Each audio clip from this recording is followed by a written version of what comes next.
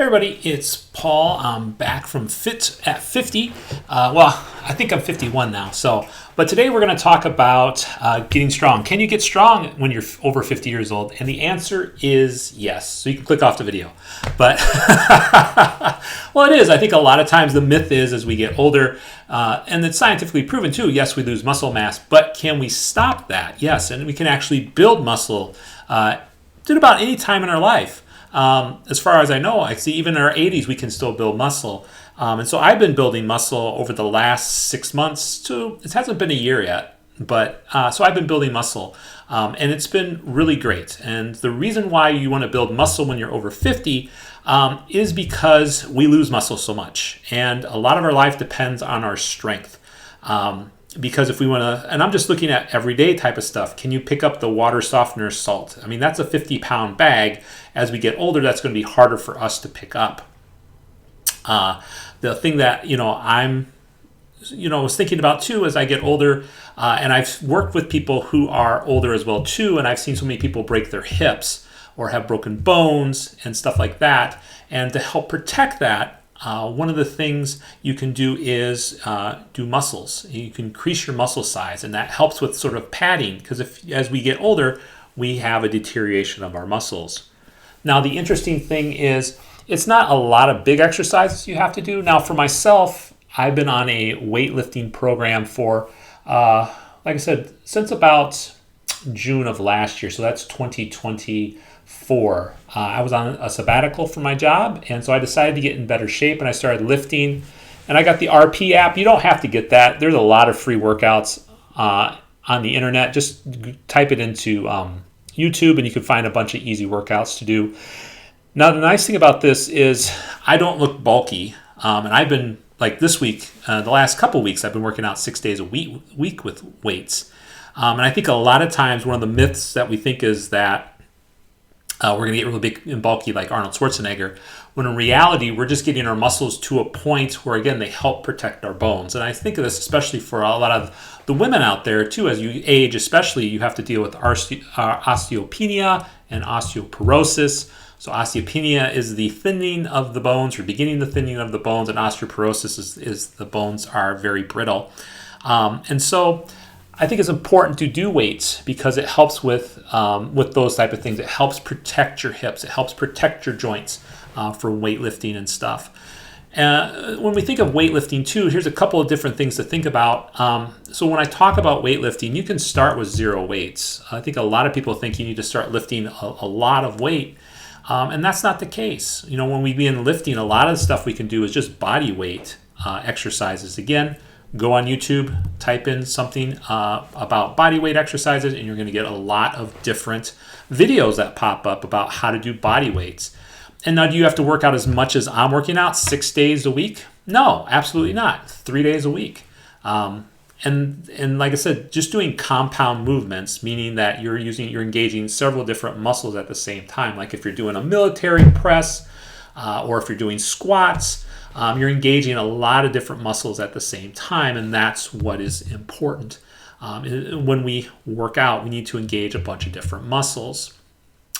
So if we're going to increase our muscles, now I did a video just recently about sleep, which I would take a look at. Before you start even worrying about working out, get your sleep straight, because your sleep is so imperative. It's imperative to muscle growth. It's imperative to your diet. Sleep is such a foundation, and we in America don't do a good job of getting people to sleep and getting people the help they need in sleeping, because sleep has such an important aspect on the body.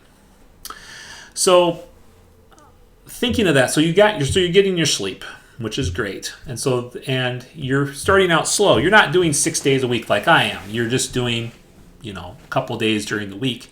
And you've found some exercises online. The biggest thing towards muscle growth is going to be your consistency. Every day I get up and I go right to the gym before I go into work. And the reason why I do that is because it makes me feel better. Like lifting the weights has helped me feel better. I can still do a lot of the things I need to do, like lift those 50-pound bags of water softener salt. I can lift a lot of stuff that I need to. I help at our local food bank, and it's easy to lift the pallets that we have to lift to do that, because my muscles have not atrophied a bunch. So it's important that you are consistent with your workout. And again, think of it like any type of skill. The more workout you put in, the bigger the muscle is going to get over a period of time. It's just going to take a period of time to get there. Besides being consistent and doing your workout, you also need to eat like you're creating muscle. And the thing that you need to eat the most is protein. And so the dietary system that we had before didn't really do justice to how much protein we should be eating. We should be eating 1 gram of protein per 1 pound of ideal body weight, or I think it's like 0.75 to 1. But to make it easy, I just say 1. And so I try to do that. So if I want to be, so right now I'm about 205 pounds. So my ideal body weight should be about 190. So I need to get 190 grams of protein in. So you're probably wondering, well, what does that mean? Well, so it's basically, I eat a lot of chicken, but you can do steak. There's a lot of different protein sources you can have. There's also plant-based protein, though I'm more in favor of the meat-based ones. I still eat vegetables. I still eat fruit. This is not a carnivore diet by any stretch of the imagination, but I just focus on my protein. I do have protein powder, and I do that sometimes. Like my morning breakfast, I normally have protein yogurt, so it's got 15 grams of protein. So I normally eat 3 of those with some fruit, and so that's 45 grams of protein. And I have a protein shake, which is 30 grams, so I'm already at 75 grams of my protein intake for today. And then I have my lunch, which I try to have about another 60 to 70 grams of protein, and then I'm already at 140 grams of protein before I even get to dinner. But by doing this, what you're going to do is you're going to, every time you're stimulating your muscle growth because you are working out, you are going to become, your muscles are going to become bigger. Now, again, don't worry about becoming Arnold Schwarzenegger. You have a long way to go to get there. But what we're doing, though, is we're making it so that life is going to be easier. You're going to be able to lift those suitcases that you need to lift. You're going to be able to lift your grandkids or your kids, depending on how old they are. Or great grandkids. You're going to be able to lift them. You're going to be able to play with them. You're going to have the strength you are, and you're also going to be protecting your joints as well too, which is really important, especially, like I said, as we age. It's important to have that amount of strength. Will that mean that we'll never get sick or anything like that? Absolutely not. But what it's going to do, it's going to make us healthier.